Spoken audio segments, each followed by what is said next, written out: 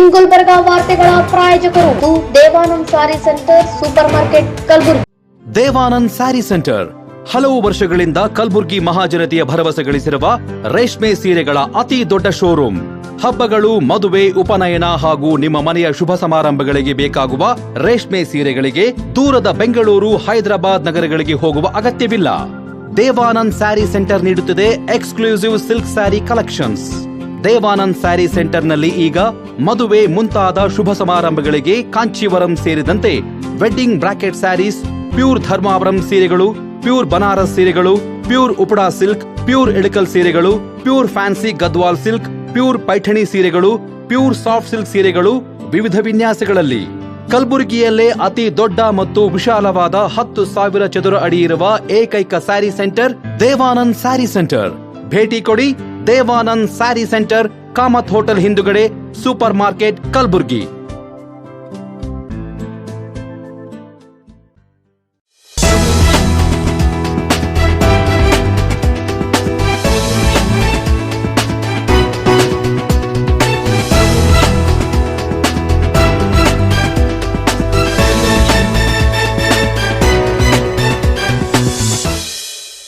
ನಮಸ್ಕಾರ, ಇನ್ ಗುಲ್ಬರ್ಗಾ ವಾರ್ತೆಗಳಿಗೆ ಸ್ವಾಗತ. ಮೊದಲಿಗೆ ಹೆಡ್ಲೈನ್ಸ್. ಕಲ್ಯಾಣ ಕರ್ನಾಟಕ ಭಾಗದಲ್ಲಿ ಗುಳೆ ಹೋಗುವುದನ್ನು ತಪ್ಪಿಸಲು ಕಲಬುರಗಿ ನಗರದಲ್ಲಿ ಉದ್ಯೋಗ ಹಬ್ ನಿರ್ಮಿಸಲು ಮನವಿ. ಇಂದು ಮಹಾನವಮಿ ಅಮಾವಾಸ್ಯೆ, ನಾಳೆ ಘಟಸ್ಥಾಪನೆ ಹಿನ್ನೆಲೆ ಮಾರುಕಟ್ಟೆಯಲ್ಲಿ ಗ್ರಾಹಕರ ಖರೀದಿ ಜೋರು. ಆರ್ಥಿಕ, ಸಾಮಾಜಿಕ, ಶೈಕ್ಷಣಿಕ ಸಮೀಕ್ಷೆಯಲ್ಲಿ ಮಡಿವಾಳ ಸಮಾಜದ ಬಂಧುಗಳು ಧರ್ಮದ ಕಾಲಂನಲ್ಲಿ ಹಿಂದೂ ಎಂದು ನಮೂದಿಸಿ. ನಿರ್ಮಿತ ಕೇಂದ್ರದಲ್ಲಿ ಭ್ರಷ್ಟಾಚಾರ ಮಾಡಿರುವ ಅಧಿಕಾರಿಗಳ ವಿರುದ್ಧ ಕ್ರಮ ಕೈಗೊಳ್ಳದ ಜಿಲ್ಲಾಧಿಕಾರಿಗಳ ವಿರುದ್ಧ ನಾಳೆ ಪ್ರತಿಭಟನೆ. ಸಾಮಾಜಿಕ, ಶೈಕ್ಷಣಿಕ, ಆರ್ಥಿಕ ಸಮೀಕ್ಷೆಯಲ್ಲಿ ನದಾಫ್ ಅಥವಾ ಪಿಂಜರ್ ಬಂಧುಗಳು ಧರ್ಮದ ಕಾಲಂನಲ್ಲಿ ಇಸ್ಲಾಂ ಎಂದು ಬರೆಸಲು ಕರೆ. ಈಗ ವಾರ್ತೆಗಳ ವಿವರ. ಕಲ್ಯಾಣ ಕರ್ನಾಟಕ ಭಾಗದಲ್ಲಿ ಗುಳೆ ಹೋಗುವುದನ್ನು ತಪ್ಪಿಸಲು ಕಲಬುರಗಿ ಜಿಲ್ಲೆಯಲ್ಲಿ ಉದ್ಯೋಗ ಹಬ್ ಪ್ರಾರಂಭಿಸಲು ಕನ್ನಡ ಪರ ಹೋರಾಟಗಾರರ ಒಕ್ಕೂಟದ ಅಧ್ಯಕ್ಷ ಮಂಜುನಾಥ್ ನಾಲ್ವರ್ಕರ್ ಸರ್ಕಾರಕ್ಕೆ ಮನವಿ ಮಾಡಿಕೊಂಡರು. ನಗರದ ಪತ್ರಿಕಾ ಭವನದಲ್ಲಿ ಪತ್ರಿಕಾಗೋಷ್ಠಿಯನ್ನುದ್ದೇಶಿಸಿ ಮಾತನಾಡಿದ ಅವರು, ಕಲ್ಯಾಣ ಕರ್ನಾಟಕ ಭಾಗದ ಜಿಲ್ಲೆಗಳಾದ ಯಾದಗಿರಿ, ರಾಯಚೂರು ಸೇರಿದಂತೆ ಹಲವಾರು ಜಿಲ್ಲೆಗಳಿಂದ ನಮ್ಮ ಜನರು ಮಹಾರಾಷ್ಟ್ರ, ಬೆಂಗಳೂರು ಸೇರಿದಂತೆ ವಿವಿಧ ರಾಜ್ಯಗಳಿಗೆ ಕೆಲಸಕ್ಕಾಗಿ ಗುಳೆ ಹೋಗುತ್ತಾರೆ. ಇದನ್ನು ತಪ್ಪಿಸಲು ನಮ್ಮ ಸರ್ಕಾರ ಕಲ್ಯಾಣ ಕರ್ನಾಟಕ ಭಾಗದ ಅವಿಭಾಜ್ಯ ಅಂಗವಾದ ಕಲಬುರಗಿ ಜಿಲ್ಲೆಯಲ್ಲಿ ಉದ್ಯೋಗ ಹಬ್ ಸ್ಥಾಪಿಸಬೇಕು ಎಂದು ಸರ್ಕಾರಕ್ಕೆ ಮನವಿ ಮಾಡಿದರು. ನಂತರ ಮಾತನಾಡಿ, ಕಲಬುರಗಿ ಮಹಾನಗರ ಪಾಲಿಕೆಯ ಮೇಯರ್, ಉಪಮೇಯರ್ ಮತ್ತು ಅಧಿಕಾರಿಗಳು ಸೇರಿಕೊಂಡು ಕಲಬುರಗಿ ನಗರದ ಅಭಿವೃದ್ಧಿಗೆ ಒತ್ತು ನೀಡಬೇಕು ಎಂದು ಆಗ್ರಹಿಸಿದರು. ಅತಿ ದೊಡ್ಡ ಜಿಲ್ಲೆಯಾದಂಥ ಕಲಬುರಗಿ ವಿಭಾಗೀಯ ಕೇಂದ್ರಗಳಲ್ಲಿ ಉದ್ಯೋಗದ ಹಬ್ಬನ ಪ್ರಾರಂಭಿಸಬೇಕು ಅನ್ನುವಂಥ ಒಂದು ವಿಷಯ ಇಟ್ಕೊಂಡು ಮತ್ತು ಅಲ್ಲದೆ ಈ ಭಾಗದಲ್ಲಿ ಗೂಳೆ ಹೋಗ್ತಿರುವಂಥ ಯಾದಗಿರಿ ಆಗಿರ್ಬೋದು, ರಾಯಚೂರು ಆಗಿರ್ಬೋದು ಮತ್ತು ಕಲಬುರಗಿ ಆಗಿರ್ಬೋದು, ಈ ಭಾಗದಿಂದ ಇವತ್ತು ಬೆಂಗಳೂರು, ಮುಂಬೈಗೆ ಗುಳೆ ಹೋಗ್ತಿರುವಂಥ ಗಾರೆ ಕೆಲಸ ಮಾಡಕ್ಕೆ ಹೋಗ್ತಿರುವಂಥವ್ರಾಗಿರ್ಬೋದು, ಇವತ್ತು ಉದ್ಯೋಗಕ್ಕಾಗಿ ತಮ್ಮ ಉಪಜೀವನಕ್ಕಾಗಿ ಆಗಿರ್ಬೋದು ಏನು ಹೋಗ್ತಾರೆ, ಅದನ್ನು ತಡೆಗಟ್ಟಬೇಕು. ಕಲಬುರಗಿಯಲ್ಲೇ ಉದ್ಯೋಗವನ್ನು ಸೃಷ್ಟಿ ಮಾಡಬೇಕಂತ ಹೇಳಿ ಎರಡು ವಿಷಯಗಳ ಜೊತೆಯಲ್ಲಿ ಮಹಾನಗರ ಪಾಲಿಕೆಯ ಪೂಜಾ ಮಹಾಪೌರು, ಉಪಮಹಾಪೌರು, ವಿರೋಧ ಪಕ್ಷ ನಾಯಕರು, ಎಲ್ಲ ಸದಸ್ಯರುಗಳು, ಸ್ಥಾಯಿ ಸಮಿತಿ ಸದಸ್ಯರು, ಆಯುಕ್ತರು ಎಲ್ಲರೂ ಕೂಡ ರಸ್ತೆಗೆ ಬರಬೇಕು. ರಸ್ತೆಯ ಸ್ಥಿತಿಗತಿಗಳನ್ನು ನೋಡಬೇಕು. ಭೀಕರ ಮಳೆಯಿಂದ ಈಗಾಗಲೇ 17ನೇ ತಾರೀಕು ಮಾನ್ಯ ಮುಖ್ಯಮಂತ್ರಿಗಳು ಕಲಬುರಗಿ ಬಂದಂಥ ಸಂದರ್ಭದಲ್ಲಿ ಅನೇಕ ಹೊಲಗಳಿಗೆ ನೀರು ಬಂದಿರುವಂಥ ಸಂದರ್ಭದಲ್ಲಿ ವೀಕ್ಷಣೆ ಮಾಡೋ ಮೂಲಕವಾಗಿ ವೀಕ್ಷಣೆ ಮಾಡಿದ್ದಾರೆ. ಆ ನಿಟ್ಟಿನಲ್ಲಿ ಇವತ್ತು ಪತ್ರಿಕಾಗೋಷ್ಠಿ ಕರೆದಿದ್ದೇವೆ. ಹಾಗಾಗಿ ಕಲ್ಯಾಣ ಕರ್ನಾಟಕ ಭಾಗದಲ್ಲಿ ಬರುವಂಥ ಕಲಬುರಗಿ, ಬೀದರ್, ಯಾದಗಿರಿ, ರಾಯಚೂರು, ಕೊಪ್ಪಳ, ಬಳ್ಳಾರಿ, ವಿಜಯನಗರ ಭಾಗದಲ್ಲಿ ಬಹುದಿನಗಳಿಂದ ಉದ್ಯೋಗದ ನಿರುದ್ಯೋಗ ಸಮಸ್ಯೆಯನ್ನು ಹೆಚ್ಚಾಗ್ತಾ ಇದೆ. ಅಲ್ಲದೆ ಕೂಡ ರಾಜ್ಯ ಸರ್ಕಾರ, ಜಿಲ್ಲಾಡಳಿತ ಮತ್ತು ನಮ್ಮ ಜಿಲ್ಲಾ ಉಸ್ತುವಾರಿ ಸಚಿವರಾದಂಥ ಪ್ರಿಯಾಂಕ್ ಖರ್ಗೆಜಿಯವರು ಇವತ್ತು IT-BT ಸಚಿವರಿದ್ದಿರ್ತಾವೆ. ಇವತ್ತು ತಮ್ಮ ಇಲಾಖೆಗೆ ಸಂಬಂಧಪಟ್ಟಂತೆ ಇಲ್ಲಿ ಉದ್ಯೋಗವನ್ನು ಸೃಷ್ಟಿ ಮಾಡೋಕ್ಕೆ ಮುಂದಾಗಬೇಕು.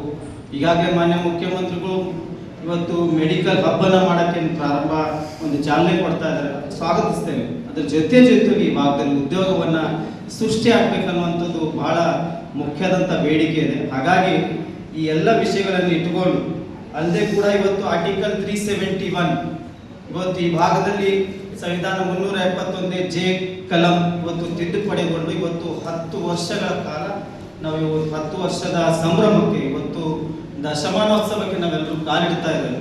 ಆದರೆ ಇವತ್ತು ಸಮಗ್ರ ಅಭಿವೃದ್ಧಿ ಏನು ಹೇಳ್ತದೆ, 10 ವರ್ಷಗಳಿಂದ ಈ ಭಾಗದಲ್ಲಿ ಉದ್ಯೋಗ ಸೃಷ್ಟಿ ಮಾಡೋಕ್ಕಾಗ್ತಾ ಇಲ್ಲ, ಒಂದು ಉದ್ಯೋಗ ಕೊಡೋಕ್ಕಾಗ್ತಾ ಇಲ್ಲ. ಇವತ್ತು 10 ವರ್ಷಗಳಿಂದ ನಾವು ಇವತ್ತು ಈಗಾಗಲೇ ನಮ್ಮ ಭಾಗದ ಜನರು ಇವತ್ತು ಉದ್ಯೋಗಕ್ಕಾಗಿ ಬೆಂಗಳೂರು ಆ ಕಡೆ ಈ ಕಡೆ ಅಲಿದಾಡ್ತಾ ಇದ್ದಾರೆ. ಹಾಗಾಗಿ ಈ ನಿಟ್ಟಿನಲ್ಲಿ ಮಲ್ಲಿಕಾರ್ಜುನ್ ಖರ್ಗೆಜಿಯವರ ಕನಸು ಕೂಡ ಅದೇ ಆಗಿತ್ತು.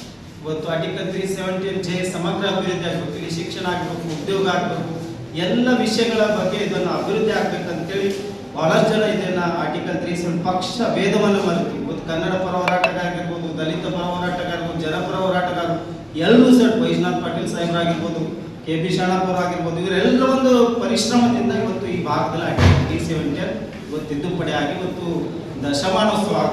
ದಶಮಾನೋತ್ಸವಕ್ಕೆ ಬಂದಿದೆ. ಹಾಗಾಗಿ ಇದಲ್ಲದೆ ಕೂಡ ಇವತ್ತು ನಮ್ಮಲ್ಲಿ ಏರ್ಪೋರ್ಟ್ ಕೂಡ ಆಗಿದೆ. ಏರ್ಪೋರ್ಟ್ ಆದ್ಮೇಲೆ ಕೂಡ ಅನೇಕ ವಿಮಾನ ನಿಲ್ದಾಣ ಆಗಿದೆ, ಈ ಭಾಗದಲ್ಲಿ ಡಿಮಾರ್ಟ್ ಬಂದಿದೆ, ದೊಡ್ಡ ದೊಡ್ಡ ಮಾಲ್ಗಳಾಗಿದೆ, ಇಲ್ಲಿ ಗಾರ್ಮೆಂಟ್ಸ್ ಗಳನ್ನ ಹುಟ್ಟಾಕ್ಬೇಕು, ಉದ್ಯೋಗವನ್ನ ಸೃಷ್ಟಿ ಆಗ್ಬೇಕು. ಉದ್ಯೋಗದ ಬಗ್ಗೆ ನಾವು ಮಾತಾಡ್ತೇವೆ, ಉದ್ಯೋಗ ಸೃಷ್ಟಿ ಆಗ್ಬೇಕು, ಕೆಲಸ ಸಿಗ್ಬೇಕಾಗಿದೆ ಈ ಭಾಗದ ಜನರಿಗೆ.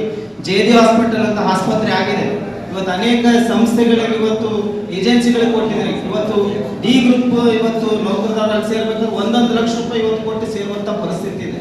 ಇದ್ರ ಬಗ್ಗೆ ನಾವು ಮಾತಾಡ್ತೀವಿ. ಆದ್ರೆ ಈ ರೀತಿ ವರ್ತನೆ ಒಂದು ಕಲಬುರಗಿಯಲ್ಲಿ ನಡೀತಾ ಇದೆ, ಇದನ್ನ ನಿಲ್ಲುವ ಮೂಲಕವಾಗಿ ಉದ್ಯೋಗವನ್ನು ಸೃಷ್ಟಿ ಆಗ್ಬೇಕನ್ನೋದು ವಿಷಯದೊಂದಿಗೆ ಇವತ್ತು ಕಲಬುರಗಿಯಲ್ಲಿ ಇವತ್ತು ಮಹಾನಗರ ಪಾಲಿಕೆಯ ಪೂಜಾ ಮಹಾಪೌರ್, ಉಪಮಹಾಪೌರು, ಇವತ್ತು ಆಯುಕ್ತರು, ಇವತ್ತು ವಿರೋಧ ಪಕ್ಷ ನಾಯಕರು, ಇವರು ಅಧಿಕಾರ ತಗೊಂತ ಸಂದರ್ಭ ಏನು ಆಸಕ್ತಿ ಇರ್ತದೆ, ಅದೇ ಆಸಕ್ತಿ ಇವತ್ತು ಜನರನ್ನ ಸೇವೆ ಸಲ್ಲಿಸೋದ್ರಲ್ಲಿ ಆ ಆಸಕ್ತಿ ಇಲ್ಲ ಅನ್ನೋದ್ರ ಬಗ್ಗೆ ನಾವು ಬಹಳ ಬೇಜಾರನ್ನು ವ್ಯಕ್ತಪಡಿಸ್ತೇವೆ. ಕಲಬುರಗಿ ನಗರದಲ್ಲಿ ಮಳೆ ಬಂದು ತೆಗ್ಗ ಗುಂಡಿಗಳು ಎಷ್ಟು ಸಿಕ್ಕಾಪಟ್ಟೆ ಆಗಿದೆ.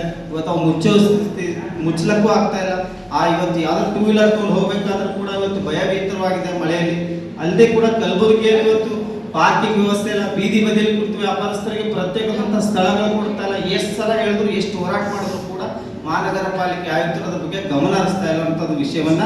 ಅಲ್ಲದೆ ಇವತ್ತು ಪೂಜಾ ಮಹಾಪೌರು, ಉಪಮಹಾಪೌರು ಎಲ್ಲರೂ ಕೂಡ ರಸ್ತೆ ಬರಬೇಕು, ರಸ್ತೆಗಳನ್ನ ವೀಕ್ಷಣೆ ಮಾಡಬೇಕು, ಸೌಂದರ್ಯೀಕರಣ ಬಗ್ಗೆ ಯೋಚನೆ ಮಾಡಬೇಕು, ಇವತ್ತು ಅಭಿವೃದ್ಧಿ ಬಗ್ಗೆ ಯೋಚನೆ ಮಾಡಬೇಕು. ಇವತ್ತು ಅನೇಕ ರಸ್ತೆಗಳಿಗೆ ರಸ್ತೆ ನಾಮಕರಣ ಇಲ್ಲ. ಈ ರೀತಿಯ ಎಲ್ಲ ವಿಷಯಗಳನ್ನ ಕುರಿತು ಇವತ್ತು ನಾವು ಮಾನ್ಯ ಈಗಾಗಲೇ ಪತ್ರಿಕಾಗೋಷ್ಠಿ ಮೂಲಕವಾಗಿ ಅಧಿಕಾರಿಗಳಿಗೆ ಜಿಲ್ಲಾಧಿಕಾರಿಗಳಿಗೆ ಗಮನಕ್ಕೆ ತರ್ತಾ ಇದ್ದೇವೆ. ಅದಲ್ಲದೆ ಕೂಡ ಡಾಕ್ಟರ್ SM ಪಂಡಿತ್ ರಂಗಮಂದಿರ ಇವತ್ತು ಅದು ನವೀಕರಣಗೊಂಡಿದೆ, ಅದಕ್ಕೆ ನಾವು ಸ್ವಾಗತ ಮಾಡ್ತೇವೆ. ಕಟ್ಟಡ ಬಹಳ ಅದ್ಭುತವಾಗಿ ಚೆನ್ನಾಗಿದೆ, ಅದನ್ನ ಸ್ವಾಗತಿಸ್ತೇವೆ. ಆದ್ರೆ ಈ ಸಂದರ್ಭದಲ್ಲಿ ಗೋಪಾಲ್ ನಾಟೀಕರ್, ಅನಂತ್ ತೆಗ್ನೂರ್, ಶಿವಲಿಂಗ್ ಹಳಿಮನಿ, ವಿಜಯಕುಮಾರ್ ಶರಣು ಸೇರಿದಂತೆ ಸಂಘಟನೆಯ ಹಲವಾರು ಮುಖಂಡರು ಪತ್ರಿಕಾಗೋಷ್ಠಿಯಲ್ಲಿ ಉಪಸ್ಥಿತರಿದ್ದರು. ಇಂದು ಮಹಾನವಮಿ ಅಮಾವಾಸ್ಯೆ, ನಾಳೆ ಘಟ ಸ್ಥಾಪನೆ ಹಿನ್ನೆಲೆ ಮಾರುಕಟ್ಟೆಯಲ್ಲಿ ಗ್ರಾಹಕರ ಖರೀದಿ ಜೋರಾಗಿತ್ತು.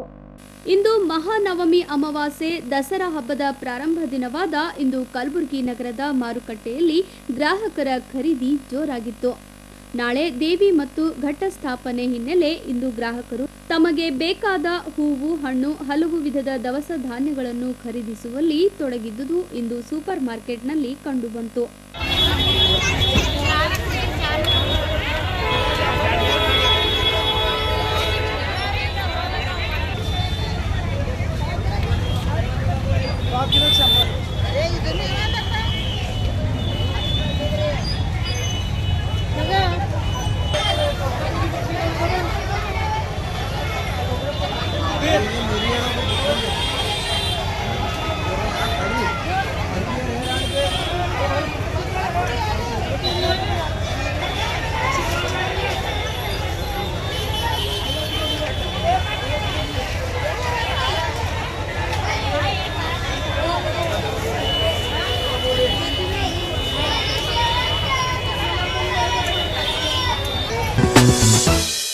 ಸಾಮಾಜಿಕ, ಶೈಕ್ಷಣಿಕ, ಆರ್ಥಿಕ ಸಮೀಕ್ಷೆಯಲ್ಲಿ ಮಡಿವಾಳ ಸಮಾಜದ ಬಂಧುಗಳು ಧರ್ಮದ ಕಾಲಂನಲ್ಲಿ, ಹಿಂದೂ ಜಾತಿ ಕಾಲಂನಲ್ಲಿ ತಮ್ಮ ಉಪಜಾತಿಗಳನ್ನು ನೋಂದಾಯಿಸಬೇಕು ಎಂದು ಶಾಬಾದ್ ತಾಲೂಕಾ ಮಡಿವಾಳ ಮಾಚಿದೇವ ಕ್ಷೇಮಾಭಿವೃದ್ಧಿ ಸಂಘದ ಕಾರ್ಯದರ್ಶಿ ಶಶಿಕಾಂತ್ ಮಡಿವಾಳ್ ಮನವಿ ಮಾಡಿಕೊಂಡರು.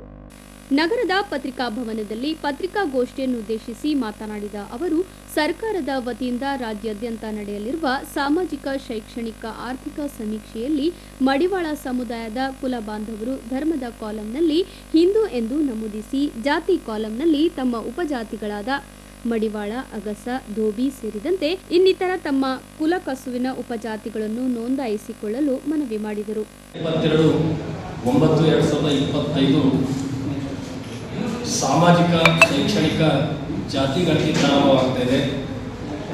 ಸೊ ಇದರಲ್ಲಿ ನಮ್ಮ ಮಡಿವಾಳ ಕುಲ ಬಾಂಧವರು ಏನಪ್ಪ ಅಂತಂದರೆ ಭಾಳಷ್ಟು ಎಚ್ಚರಿಕೆಯಿಂದ ಈ ಜಾತಿ ಗಣತಿಯಲ್ಲಿ ಯಾವ ಕಾಲಂನಲ್ಲಿ ಏನು ಬರೆಸಬೇಕು ಅನ್ನೋದ್ರ ಬಗ್ಗೆ ನಾವು ಇವತ್ತು ಪ್ರೆಸ್ ಮೀಟ್ ಮಾಡ್ತಾ ಇದ್ದೀವಿ. ಇಲ್ಲಿ ಧರ್ಮದ ಕಾಲಂನಲ್ಲಿ ಹಿಂದೂ ಅಂತ ಬರೆಸಿ, ಜಾತಿಯ ಕಾಲಂನಲ್ಲಿ ಮಡಿವಾಳ ಅಂತ ಬರೆಸಿ, ಇದಕ್ಕೆ ಆದಂಥ ಕೆಲವೊಂದು ಕೋಡ್ಗಳನ್ನು ಕೊಟ್ಟಿದ್ದಾರೆ.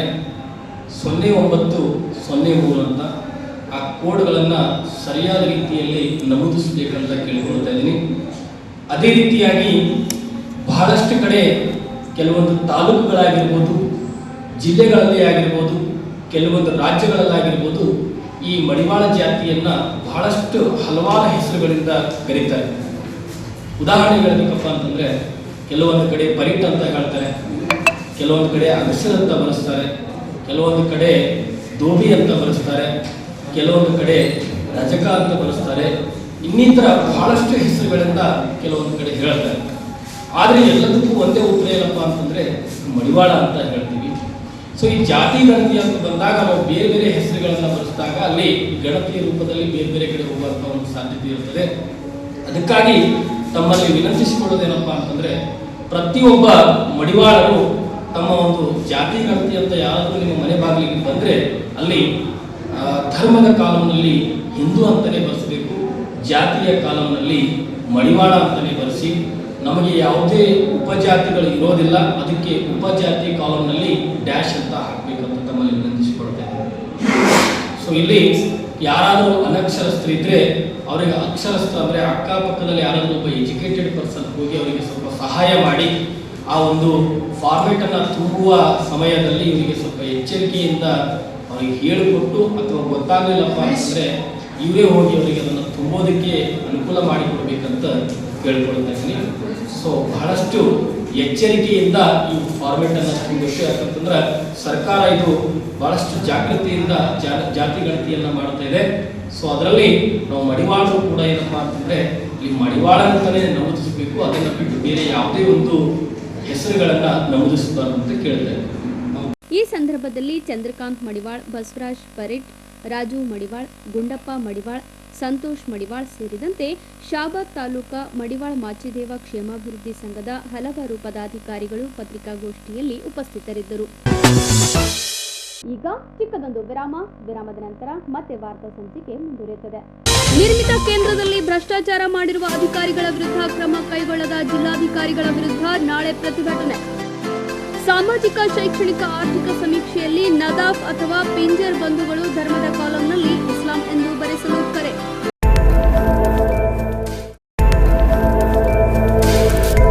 ಇನ್ ಗುಲ್ಬರ್ಗಾ ವಾರ್ತೆಗಳ ಪ್ರಾಯೋಜಕರು ದೇವಾನಂದ್ ಸಾರಿ centre, super market, Kalaburagi. Devanand sari centre ಹಲವು ವರ್ಷಗಳಿಂದ ಕಲಬುರ್ಗಿ ಮಹಾಜನತೆಯ ಭರವಸೆ ಗಳಿಸಿರುವ ರೇಷ್ಮೆ ಸೀರೆಗಳ ಅತಿ ದೊಡ್ಡ ಶೋರೂಮ್. ಹಬ್ಬಗಳು, ಮದುವೆ, ಉಪನಯನ ಹಾಗೂ ನಿಮ್ಮ ಮನೆಯ ಶುಭ ಸಮಾರಂಭಗಳಿಗೆ ಬೇಕಾಗುವ ರೇಷ್ಮೆ ಸೀರೆಗಳಿಗೆ ದೂರದ ಬೆಂಗಳೂರು, ಹೈದರಾಬಾದ್ ನಗರಗಳಿಗೆ ಹೋಗುವ ಅಗತ್ಯವಿಲ್ಲ. ದೇವಾನಂದ್ ಸ್ಯಾರಿ ಸೆಂಟರ್ ನೀಡುತ್ತಿದೆ ಎಕ್ಸ್ಕ್ಲೂಸಿವ್ ಸಿಲ್ಕ್ ಸ್ಯಾರಿ ಕಲೆಕ್ಷನ್ಸ್.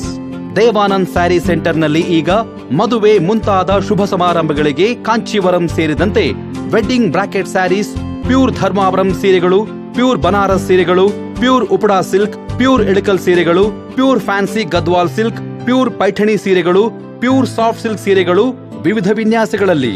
ಕಲಬುರಗಿಯಲ್ಲೇ ಅತಿ ದೊಡ್ಡ ಮತ್ತು ವಿಶಾಲವಾದ 10,000 ಚದುರ ಅಡಿ ಇರುವ ಏಕೈಕ ಸ್ಯಾರಿ ಸೆಂಟರ್ ದೇವಾನಂದ್ ಸ್ಯಾರಿ ಸೆಂಟರ್. ಭೇಟಿ ಕೊಡಿ. ದೇವಾನಂದ್ ಸ್ಯಾರಿ ಸೆಂಟರ್, ಕಾಮತ್ ಹೋಟೆಲ್ ಹಿಂದುಗಡೆ, ಸೂಪರ್ ಮಾರ್ಕೆಟ್, ಕಲಬುರಗಿ.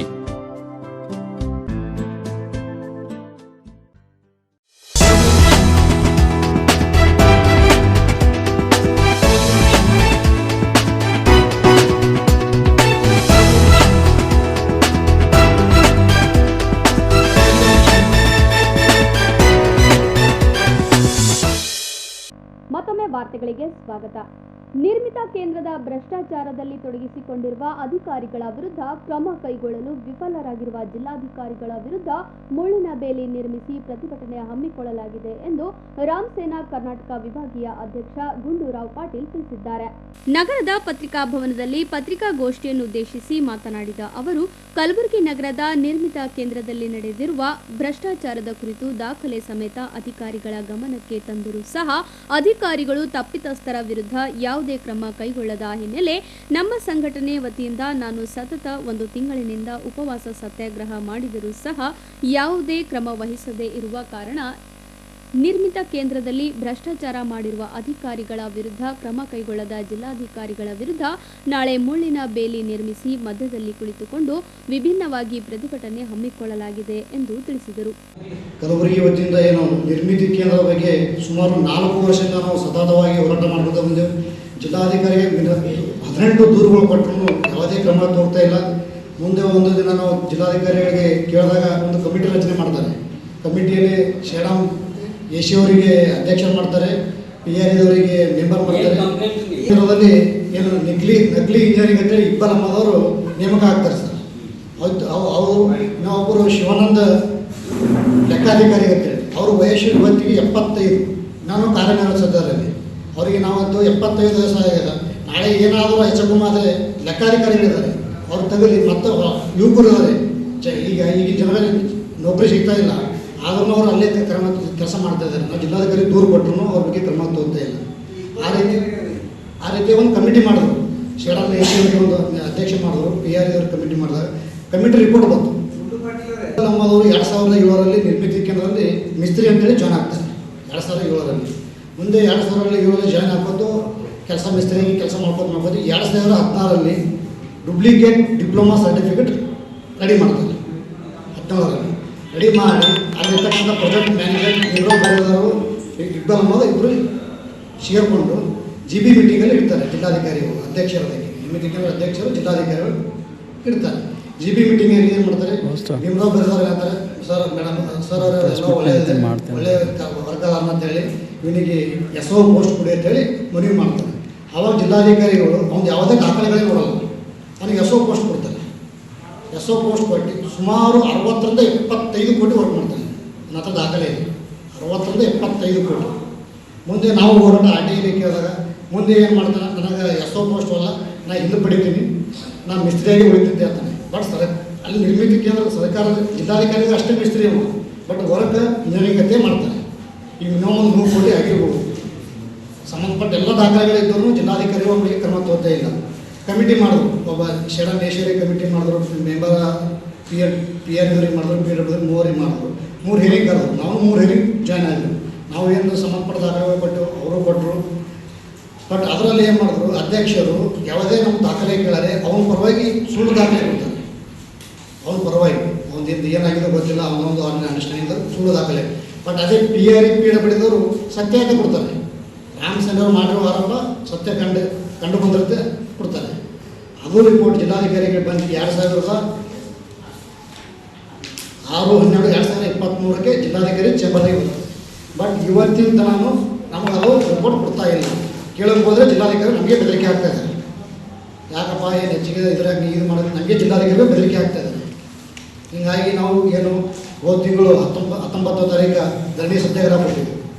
ಇವತ್ತಿಗೆ 34 ದಿನ ಧರಣಿ ಸತ್ಯಾಗ್ರಹದಲ್ಲಿ ಫಸ್ಟಿಗೆ 3 ದಿನ ಅವರಿಗೆ ಧರಣಿ ನಾನು ಅಂತಂದ್ರೆ 3 ದಿನ ಕ್ರಮ ತಗೊಳ್ಳಿ, ಮುಂದೆ ಉಪವಾಸ ಆಮಂತ್ರಣ ಸತ್ಯಾಗ್ರಹ ಕೊಡ್ತೀವಿ ಅಂತೇಳಿ ಅವ್ರಿಗೆ ಹೇಳಿದ್ದೆ. ಬಟ್ 4 ದಿನ ನಾನು ಉಪವಾಸ ಆಮಂತ್ರಣ, ಬಟ್ ಊಟ ಇಲ್ಲ ನೀರಿಲ್ಲ. 4 ದಿನ ಗೊತ್ತಾಗ ನಂದು BP ಶುಗರ್ ಏರುತ್ತದೆ. ಶುಗರ್ 70 ಆಯಿತು, BP 80 ಆಯಿತು. ಡಾಕ್ಟರ್ಗಳು ಕೈ ಬಿಟ್ಟಾಗ ಅಲ್ಲಿ ಸಂಬಂಧಪಟ್ಟ ಇಲಾಖೆ ಪೊಲೀಸ್ ಡಿಪಾರ್ಟ್ಮೆಂಟ್ದವ್ರು ಏನು ಮಾಡ್ತಾರೆ, ತಹಶೀಲ್ದಾರಿಗೆ ಕರ್ಕೊಂಡ್ಬರ್ತಾರೆ. ತಹಶೀಲ್ದಾರಿಗೆ ಕರ್ಕೊಂಡ್ಬಂದು ಮನವಿ ಸ್ವೀಕರಿಸ್ತಾರೆ. ಮನವಿದ ತಹಶೀಲ್ದಾರ್ ಏನು ಹೇಳ್ತಾರೆ, ನಾನು ಇದು ನೋಡಿ 48 ಗಂಟೆದಾಗ ಕ್ರಮ ತಗೋತೀನಿ ಅಂದರು. ನಾವೇನಿದೆ ಸರ್ 48 ಗಂಟೆಗಳು ಬೇಡ, 7 ದಿನ ತೋರಿತಾ ಇದ್ದೀವಿ ನಾವು. ಬಟ್ ಉಪವಾಸ ಆಮಂತ್ರಣ ಬಿಡ್ತೀನಿ, ಬಟ್ ಧರಣಿ ಬಿಡೋದಿಲ್ಲ. ನೀವು ವರದಿ ಬರುತ್ತೆ, ಧರಣಿ ಬಿಡೋದಿಲ್ಲ. 7 ದಿನ ಆಗಬೇಕು, ವರದಿ ಬರುತ್ತೆ. ವರದಿ ಏನು ಬರುತ್ತೆ ಅಂದರೆ ಇವು ನಮ್ಗೆ ಸಂಬಂಧಪಡಲ್ಲ, ಮೇಲಧಿಕಾರಿಗೆ ಜಿಲ್ಲಾಧಿಕಾರಿ ಕ್ರಮ ತಗೋಬೇಕಂತೆ ಅವ್ರಿಗೆ ಉಡಾಪೋತ್ರ ಕೊಟ್ಬಿಡ್ತಾರೆ. ಬಟ್ ನಾವು ಉಡಾಪೋತ್ರ ಕೊಟ್ಟರು ಧರಣಿ ಕಂಟಿನ್ಯೂ ಬರ್ಕೋತೆ ಬಂದು ಇವತ್ತಿಗೆ 34 ದಿನ. ಇಲ್ಲಿ ತನಕ ಜಿಲ್ಲಾಧಿಕಾರಿಗಳು ಸ್ಪಂದಿಸ್ತಿಲ್ಲ. ನಮ್ಮದು ಜೀವಕ್ಕೆ ಬೆದರಿಕೆನೂ ಇದೆ, ಇಬ್ಬರು ಅಮ್ಮವರಿಂದ ಬೆದರಿಕೆನೂ ಇದೆ. ಯಾಕಂದರೆ ನಾನು ಕಮಿಟಿ ರಿಪೋರ್ಟ್ದ ಟೈಮಿಗೆ ನನಗೆ ಬೆದರಿಕೆ ಬಂದಾಗ ಶ್ರೀ ಮಹೇಶ್ವರಿಗೆ ರಿಪೋರ್ಟ್ನೂ ಕೊಟ್ಟಿದ್ದೀನಿ, ನಾನು ಬೆದರಿಕೆ ಅಂತ ಕಂಪ್ಲೇಂಟ್ನೂ ಕೊಟ್ಟಿದ್ದೀನಿ. ಬಟ್ ಅದ್ರ ಬಗ್ಗೆ ಯಾವುದೂ ಕ್ರಮ ತಗೋತಾ ಇಲ್ಲ. ಬಟ್ ನಾಳೆ ಹಿಡಿದು ನಾವು ಒಂದು ಉಗ್ರವಾದ ಹೋರಾಟ ಹಮ್ಮಿಕೊಂಡಿದ್ದೀವಿ. ಉಗ್ರವಾದ ಹೋರಾಟ ಅಂದರೆ ಸರ್ಕಾರದ ಬೇಲಿನಿಂದ ಸಿಕ್ಕಿಬಿದ್ದ ರಾಮಸೇನೆ ಕಾರ್ಯಕರ್ತ ಸುತ್ತಮುಳ್ಳು ನಡು ಯಾವುದೇ ಉಪವಾಸ ಹೊತ್ತೆಗಾರ, ಊಟ ಇಲ್ಲ, ನೀರಿಲ್ಲ, ಏನಿಲ್ಲ. ನ್ಯಾಯ ಸಿಗೋವರೆಗೂ ಆ ಜಾಗ ಬಿಟ್ಟು ನಾವು ತೊಲಗೋದಿಲ್ಲ. ಡೈಲಿ ಮಧ್ಯಾಹ್ನ ಹೊರಗೂ ಬರೋದಿಲ್ಲ, ಊಟ ಇಲ್ಲ, ನೀರು ಏನೂ ತೊಗೋದಿಲ್ಲ. ಹಾಗಾಗಿ ಇವತ್ತು ಏನು ಪತ್ರಿಕಾಗೋಷ್ಠಿ ಬರ್ತೀನಿ. ಬಟ್ ಯಾಕಂದರೆ ಜಿಲ್ಲಾಧಿಕಾರಿಗಳು ಯಾಕೆ ಅವನಿಗೆ ಅಷ್ಟು ಕಾಳಜಿ ವಹಿಸಬೇಕಂತ ಗೊತ್ತಾಗ್ತಾ ಇಲ್ಲ. ಎಲ್ಲ ದಾಖಲೆ ಕೊಟ್ಟಿದೆ, ಕ್ರಮನೂ ಆಗಿದೆ, ರಿಪೋರ್ಟ್ನೂ ಬಂದಿದೆ. ಬಟ್ ಅವನ ಪರವಾಗಿ ನಿಲ್ತಾ ಇದ್ದಾರೆ. ಅವನ್ನ ಕ್ರಮ ತೊಗೊಂಡು ಹೊರಗೆ ಹಾಕ್ಬೇಕು ಸರ್. ಮತ್ತೆ ನಮಗೇನಾದ್ರ ಬಗ್ಗೆ ಏನಿಲ್ಲ. ಆಯಿತು, ಏನು 75 ವರ್ಷ ಶಿವಾನ ಅಂತ ಹೇಳ್ದಾನಲ್ಲ, 75 ವರ್ಷ ಇವರು 20 ಅಂದ್ರೆ ಮತ್ತೆ ಯಾವ ಲೆಕ್ಕ ಸರ್? ಬಟ್ ಈಗ ಹೇಳ್ತಾರೆ, ಪ್ರಿಯಾಂಕಾ ಸಾಬ್ರು ಹೇಳ್ತಾರೆ ಸಂವಿಧಾನದಾಗ ಎಲ್ಲ ಕಾನೂನುಬದ್ಧವಾಗಿ ಹಾಕ್ಬೇಕು, ಕಾನೂನು ಇದೆ, ಕಾನೂನು ಬಿಟ್ಟಿದೆ, ಗೊತ್ತಾಗ್ತಾ ಇಲ್ಲ ನನಗೆ. ಈ ಸಂದರ್ಭದಲ್ಲಿ ರಮೇಶ್ ದೇಸಾಯಿ, ಅಖಿಲೇಶ್ ಒಡೆಯರ್, ಶ್ರೀಕಾಂತ್ ಜಾಧವ್, ಮಲ್ಲಿಕಾರ್ಜುನ್ ದೋಲೆ, ಸುರೇಶ್ ದೇವನೂರ್ ಸೇರಿದಂತೆ ಹಲವಾರು ಪದಾಧಿಕಾರಿಗಳು ಪತ್ರಿಕಾಗೋಷ್ಠಿಯಲ್ಲಿ ಉಪಸ್ಥಿತರಿದ್ದರು. ಸಾಮಾಜಿಕ, ಆರ್ಥಿಕ ಹಾಗೂ ಶೈಕ್ಷಣಿಕ ಸಮೀಕ್ಷೆಯಲ್ಲಿ ನದಾಫ್ ಅಥವಾ ಪಿಂಜಾರ್ ಸಮಾಜದ ಬಂಧುಗಳು ಧರ್ಮದ ಕಾಲಂನಲ್ಲಿ ಇಸ್ಲಾಂ ಎಂದು ನಮೂದಿಸಬೇಕು ಎಂದು ಕರ್ನಾಟಕ ರಾಜ್ಯ ನದಾಫ್ ಹಾಗೂ ಪಿಂಜಾರ್ ಸಂಘದ ಉಪಾಧ್ಯಕ್ಷರಾದ ಸದ್ದಾಂ ವಜೀರ್ಗಾಂವ್ ಅವರು ಮನವಿ ಮಾಡಿದರು. ಪತ್ರಿಕಾಗೋಷ್ಠಿಯನ್ನುದ್ದೇಶಿಸಿ ಮಾತನಾಡಿದ ಅವರು, ರಾಜ್ಯ ಸರ್ಕಾರದಿಂದ ಕೈಗೊಂಡಿರುವ ಸಾಮಾಜಿಕ, ಆರ್ಥಿಕ, ಶೈಕ್ಷಣಿಕ ಸಮೀಕ್ಷೆಯಲ್ಲಿ ನಮ್ಮ ನದಾಫ್ ಅಥವಾ ಪಿಂಜಾರ ಬಂಧುಗಳು ಧರ್ಮದ ಕಾಲಂನಲ್ಲಿ ಇಸ್ಲಾಂ ಎಂದು ನಮೂದಿಸಿ ಜಾತಿ ಕಾಲಂನಲ್ಲಿ ನದಾಫ್ ಅಥವಾ ಪಿಂಜಾರ ಸೇರಿದಂತೆ ತಮ್ಮ ಉಪಜಾತಿಗಳನ್ನು ನೋಂದಾಯಿಸಬೇಕು ಎಂದು ಮನವಿ ಮಾಡಿಕೊಂಡರು. ಈ ಸಂದರ್ಭದಲ್ಲಿ ಪ್ರಧಾನ ಕಾರ್ಯದರ್ಶಿ ಇಮ್ರಾನ್ ನದಾಫ್ ಸಮುದಾಯದ ಕೆಲವರು ಗೊಂದಲಗಳಿದೆ, ಅದಕ್ಕೆ ನಮ್ಮ ರಾಜ್ಯ ಸಂಘದಿಂದ ಒಂದು ನಿರ್ದೇಶನ ನಮಗೆ ಕೊಟ್ಟಿದ್ದಾರೆ. ಅದೇ ಥರದಲ್ಲಿ ಇವತ್ತು ನಾವು ಪತ್ರಿಕಾಗೋಷ್ಠಿ ಮಾಡ್ತಾ ಇದ್ದೀವಿ. ರಾಜ್ಯ ಸರ್ಕಾರ ಘೋಷಿಸಿದಂತೆ ಸೆಪ್ಟೆಂಬರ್ 22ರಿಂದ ಅಕ್ಟೋಬರ್ 7ರವರೆಗೆ ನಡೆಯಲಿರುವ ಸಾಮಾಜಿಕ ಮತ್ತು ಶೈಕ್ಷಣಿಕ ಸಮಿತಿ ಜಾತಿ ಗಣತಿ ಸಮೀಕ್ಷೆಯಲ್ಲಿ ನದಾಫ್ ಸಮುದಾಯದ ಧರ್ಮದ ಕಾಲಂನಲ್ಲಿ ಇಸ್ಲಾಂ ಅಂತ ಬರೆಸಬೇಕು, ಈ ಜಾತಿ ಕಾಲಂನಲ್ಲಿ ನದಾಫ್ ಅಂತ ಬರೆಸಬೇಕು ಅಂತೇಳಿ ಏನು ನಮ್ಮ ರಾಜ್ಯ ಸಂಘದಿಂದ ಒಂದು ನಿರ್ದೇಶನ ಕೊಟ್ಟಿದ್ದಾರೆ. ಅದೇ ಥರದಲ್ಲಿ ನಾವು ಇವತ್ತು ಅದ ಬರೆಸ್ಬೇಕಂತ ಹೇಳಿ ನಾವು ಪತ್ರಿಕಾಗೋಷ್ಠಿಯ ನಿಮ್ಮ ಮುಖಾಂತರ ಹೇಳ್ತೀವಿ. ಬರುವ ಸುಮಾರು ಸರ್ಕಾರದ ಇಸ್ಲಾಂ ಧರ್ಮದ ಅಡಿಯಲ್ಲಿ ಬರುವ ಸುಮಾರು 124 ಜಾತಿಗಳ ಪ್ರಕಟಿಸಿದೆ. ಸರ್ಕಾರದ ಆದೇಶದ ಅನ್ವಯ ಇದರಲ್ಲಿ ಪ್ರವರ್ಗ 1ರಲ್ಲಿ 17 ಜಾತಿಗಳು ಹಾಗೂ 2ಎದರಲ್ಲಿ 19 ಜಾತಿಗಳು, ಒಟ್ಟು 36 ಜಾತಿಗಳು ರಾಜ್ಯ ಮತ್ತು ಕೇಂದ್ರದಲ್ಲಿ ಪ್ರತ್ಯೇಕ ಮೀಸಲಾತಿ ಹಾಗೂ ಉಳಿದ 2ಬಿದಲ್ಲಿ ಬರುವ ಜಾತಿಗಳು ರಾಜ್ಯದಲ್ಲಿ ಮೀಸಲಾತಿ ಪಡೆಯುತ್ತಿದೆ. ಸಮೀಕ್ಷೆಯ 12ನೇ ಕಾಲಂನಲ್ಲಿ ಜಾತಿ ಪ್ರಮಾಣ ಪತ್ರ ಪಡೆಯುತ್ತಿದ್ದು ನಿಜ ಇರುವುದರಿಂದ ಸರ್ಕಾರ ಸಮೀಕ್ಷೆಯಲ್ಲಿ ಈ ಮೀಸಲಾತಿ ಸೌಲಭ್ಯ ಪಡೆಯುತ್ತಿರುವುದರಿಂದ ಜನಾಂಗಗಳನ್ನು ಸಾಮಾಜಿಕ ಮತ್ತು ಶೈಕ್ಷಣಿಕವಾಗಿ ಗುರುತಿಸುವ ಮಾರ್ಗಸೂಚಿಗಳನ್ನು ನೀಡಲಾಗಿದೆ. ಈ ಕುರಿತು ಸರ್ಕಾರದ ಅಲ್ಪಸಂಖ್ಯಾತರ ಇಲಾಖೆಯಿಂದ 28/8/25ರಂದು ಸಚಿವರಾದ ಜಬೀರ್ ಅಹಮದ್ ಖಾನ್ ಅವರ ನೇತೃತ್ವದಲ್ಲಿ ಉನ್ನತ ಮಟ್ಟದ ನಾಯಕರ ಸಮ್ಮುಖದಲ್ಲಿ ನಡೆದ ಸಭೆಯಲ್ಲಿ ರಾಜ್ಯಾಧ್ಯಕ್ಷರುಗಳು ಮತ್ತು ರಾಜ್ಯ ಪದಾಧಿಕಾರಿಗಳು ಭಾಗವಹಿಸಿದರು. ಈ ಸಭೆಯಲ್ಲಿ ಎಲ್ಲ 36 ಜಾತಿಗಳು ಸರ್ಕಾರದ ಅವಕಾಶಗಳಿಂದ ವಂಚಿತರಾಗಬಾರದೆಂದು, ಉದಾಹರಣೆ ನದಾಫ್, ಪಿಂಜಾರ್ ಮತ್ತು ಕಸಾಬ್ ಇತ್ಯಾದಿ ಜಾತಿಗಳು, ಸಣ್ಣ ಉಪಜಾತಿಗಳು ಕಾಲಂ ನಂಬರ್ 8ರಲ್ಲಿ ಧರ್ಮ ಇಸ್ಲಾಂ ಅಂತ ಬರೆಸಬೇಕು, ಕಾಲಂ ನಂಬರ್ 9ರಲ್ಲಿ ಜಾತಿ ನದಾಫ್ ಅಥವಾ ಪಿಂಜಾರ್ ಅಂತ ಬರೆಸಬೇಕು. ನಮೂದಿಸಲು ಉನ್ನತ ಮಟ್ಟದ ಸಭೆಯಲ್ಲಿ ಸರ್ವ ಸಹಮತದಿಂದ ತೀರ್ಮಾನಿಸಲಾಗಿದೆ. ಇದೇ ರೀತಿ ನಮೂದಿಸಲು 7-9 ಹೊಸಪೇಟೆಯಲ್ಲಿ ನಡೆದ ಕರ್ನಾಟಕ ರಾಜ್ಯ ನದಾಫ್ ಸಂಘದ ಸಾಮಾನ್ಯ ಸಭೆಯಲ್ಲಿ ಸಹ ಇದೇ ತೀರ್ಮಾನ ಕೈಗೊಂಡಿದೆ. ಸರ್ಕಾರ ಕೈಗೊಳ್ಳುತ್ತಿರುವ ಸಾಮಾಜಿಕ ಮತ್ತು ಶೈಕ್ಷಣಿಕ ಸಮೀಕ್ಷೆಯಲ್ಲಿ ರಾಜ್ಯದಲ್ಲಿ ನಾವು ಅಂಕಿಅಂಶಗಳ ಮೂಲಕ ಗುರುತಿಸಿಕೊಳ್ಳಬೇಕಾದರೆ ಸರ್ಕಾರದಿಂದ ಮುಂದೆ ಪಡೆಯಬಹುದಾದ ಸೌಲಭ್ಯಗಳು ಮತ್ತು ಮೀಸಲಾತಿ ಹಾಗೂ ಇತರೆ ಎಲ್ಲ ರೀತಿಯ ಸಾಧಕ ಬಾಧಕಗಳನ್ನು ಪರಿಶೀಲಿಸಿ ನಮ್ಮ ಸಮಾಜದ ಭವಿಷ್ಯದಲ್ಲಿ ಸೂಕ್ತ ಉಪಯುಕ್ತವಾಗುವ ಹಿನ್ನೆಲೆಯಲ್ಲಿ ಹಾಗೂ ಸಚಿವರ ನೇತೃತ್ವದಲ್ಲಿ ರಾಜ್ಯ ಮಟ್ಟದ ಅಲ್ಪಸಂಖ್ಯಾತರ ಸಭೆಯಲ್ಲಿ ನಿರ್ಧಾರ ಕೈಗೊಳ್ಳಲಾಗಿದೆ. ಸಾಮಾಜಿಕ, ಶೈಕ್ಷಣಿಕವಾಗಿ, ಆರ್ಥಿಕವಾಗಿ ಹಿಂದುಳಿದ ಎಂದು ಗುರುತಿಸುವ ನದಾಫ್ ಪಿಂಜಾರ ಸಮಾಜ ಬಂಧುಗಳು ತಪ್ಪದೇ ಈ ಸಮೀಕ್ಷೆಯಲ್ಲಿ ಪಾಲ್ಗೊಂಡು ಯಶಸ್ವಿಗೊಳಿಸಬೇಕೆಂದು ಕೇಳಿಕೊಳ್ಳುತ್ತೇವೆ. ಮೆಹಮೂದ್ ಮಹಮ್ಮದ್ ವಾಹಿದ್ ಅಲಿ ಸೇರಿದಂತೆ ಕರ್ನಾಟಕ ರಾಜ್ಯ ನದಾಫ್ ಪಿಂಜಾರ ಸಂಘದ ಪದಾಧಿಕಾರಿಗಳು ಉಪಸ್ಥಿತರಿದ್ದರು. ಕೊನೆಯಲ್ಲಿ ಮತ್ತೊಮ್ಮೆ ವಾರ್ತೆಗಳ ಮುಖ್ಯಾಂಶಗಳು. ಕಲ್ಯಾಣ ಕರ್ನಾಟಕ ಭಾಗದಲ್ಲಿ ಗುಳೆ ಹೋಗುವುದನ್ನು ತಪ್ಪಿಸಲು ಕಲಬುರಗಿ ನಗರದಲ್ಲಿ ಉದ್ಯೋಗ ಹಬ್ ನಿರ್ಮಿಸಲು ಮನವಿ. ಇಂದು ಮಹಾನವಮಿ ಅಮಾವಾಸ್ಯೆ, ನಾಳೆ ಘಟಸ್ಥಾಪನೆ ಹಿನ್ನೆಲೆ ಮಾರುಕಟ್ಟೆಯಲ್ಲಿ ಗ್ರಾಹಕರ ಖರೀದಿ ಜೋರು. ಆರ್ಥಿಕ ಸಾಮಾಜಿಕ ಶೈಕ್ಷಣಿಕ ಸಮೀಕ್ಷೆಯಲ್ಲಿ ಮಡಿವಾಳ ಸಮಾಜದ ಬಂಧುಗಳು ಧರ್ಮದ ಕಾಲಂನಲ್ಲಿ ಹಿಂದೂ ಎಂದು ನಮೂದಿಸಿ.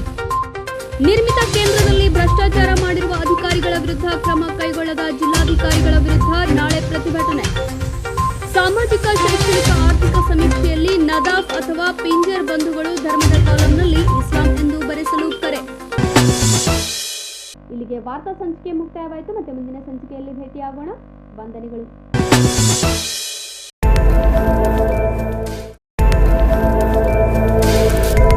ಇನ್ ಗುಲ್ಬರ್ಗಾ ವಾರ್ತೆಗಳ ಪ್ರಾಯೋಜಕರು ದೇವಾನಂದ್ ಸಾರಿ ಸೆಂಟರ್ ಸೂಪರ್ ಮಾರ್ಕೆಟ್ ಕಲಬುರಗಿ.